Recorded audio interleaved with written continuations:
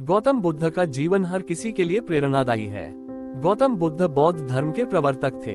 इनका जन्म 483 ईस्वी पूर्व तथा महापरिनिर्वाण 563 ईस्वी पूर्व में था। बचपन में उनको राजकुमार सिद्धार्थ के नाम से जाना जाता था। बौद्ध ग्रंथों के अनुसार गौतम बुद्ध के जन्म से 12 वर्ष पूर्व ही एक ऋषि ने भविष्यवाणी की थी कि यह बच्चा या तो एक सार्वभौमिक सम्राट या महान ऋषि बनेगा। 35 वर्ष की आयु में उन्हें ज्ञान की प्राप्ति हुई थी। वह संसार का मोह त्याग कर तपस्वी बन गए थे और परम ज्ञान की खोज में चले गए थे। आइए आज हम आपको सिद्धार्थ के महात्मा बुद्ध बनने तक के सफर के बारे में बताते हैं। जन्म काल। बुद्ध का गोत्र गौतम था। बुद्ध का वास्तविक नाम सिद्धार्थ गौतम था। उनका जन्म शाक्य गणराज्य की राजधानी कपिलवस्तु के निकट लुम्बिनी में हुआ था। बुद्ध के जन्म के 7 दिन के भीतर ही उनकी माता का देहांत हो गया था। उनका पालन पोषण उनकी मौसी गौतमी ने किया था। शिशु का नाम सिद्धार्थ रखा गया था। शाक्य वंश के राजा शुद्धोधन सिद्धार्थ के पिता थे। सिद्धार्थ के जन्म से पूर्व हुई भविष्यवाणी से परेशान होकर उनके पिता ने उन्हें तपस्वी बनने से रोकने के लिए राजमहल की परिधि में रखा।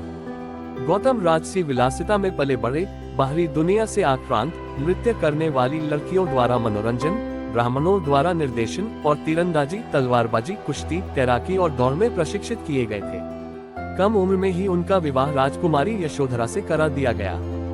दोनों का एक पुत्र भी हुआ जिसका नाम राहुल था। गौतम बुद्ध की वजह से बदल गया इस स्त्री का जीवन, जाने कैसे।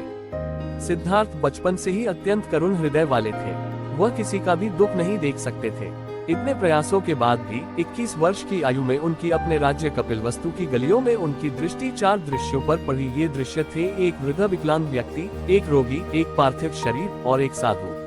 इन 4 दृश्यों को देखकर सिद्धार्थ समझ गए थे कि सबका जन्म होता है, सबको बुढ़ापा आता है, सबको बीमारी होती है और एक दिन सब मृत्यु को प्राप्त होते हैं। इससे व्यथित होकर उन्होंने अपना धनवान जीवन, अपनी पत्नी, पुत्र एवं राजपाट का त्याग करते हुए साधु का जीवन अपना लिया और जन्म, बुढ़ापा, दर्द, बीमारी और मृत्यु से जुड़े सवालों की खोज में निकल गए। ज्ञान की प्राप्ति। सिद्धार्थ ने अपने प्रश्नों के उत्तर ढूंढने शुरू किए। समुचित ध्यान लगा पाने के बाद भी उन्हें इन प्रश्नों के उत्तर नहीं मिले। फिर उन्होंने तपस्या भी की लेकिन अपने प्रश्नों के उत्तर नहीं मिले। इसके बाद कुछ और साथियों के साथ अधिक कठोर तपस्या प्रारंभ की। ऐसे करते हुए 6 वर्ष व्यतीत हो गए। भूख से व्याकुल मृत्यु के निकट पहुंचकर बिना प्रश्नों के उत्तर पाए वह कुछ और करने के बारे में विचार करने लगे थे। एक गांव में भोजन की तलाश में निकल गए, फिर वहां थोड़ा सा भोजन ग्रहण किया। इसके बाद वह कठोर तपस्या छोड़कर एक पीपल के पेड़, जो अब बोधिवृक्ष के नाम से जाना जाता है, के नीचे प्रतिज्ञा करके बैठ गए कि वह सत्य जाने बिना उठेंगे नहीं। वह सारी रात बैठे रहे और माना जाता है यही वह क्षण था जब सुबह के समय उन्हें पूर्ण ज्ञान की प्राप्ति हुई थी।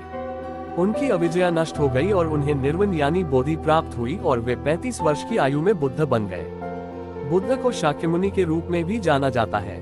7 हफ्तों तक उन्होंने मुक्ति की स्वतंत्रता और शांति का आनंद लिया। प्रारंभ में तो वह अपने बोधि के बारे में दूसरों को ज्ञान नहीं देना चाहते थे।